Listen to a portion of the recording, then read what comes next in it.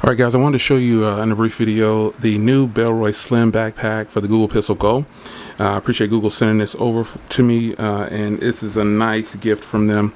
This thing is actually water resistant, so in the inside there's lots of padding to keep your devices safe, and when you pull down on this here, you can see already this is a different kind of outlet for a backpack.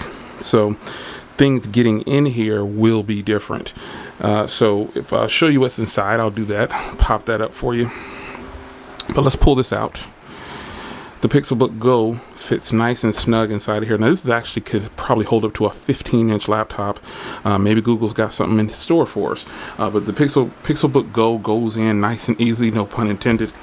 And you also have a slot for a water bottle in there as well. And let me flip it over to the back here. As you can see, this is made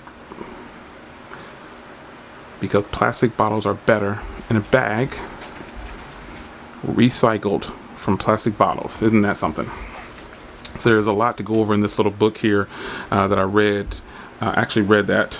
But nice little straps on here. You got the adjustable clamps here. This is a good look. So I wanted to go ahead and show you this new bag here, because you guys know I definitely collect bags, and I think it's really nice to have this one on board. So shout out to Google for hooking it up.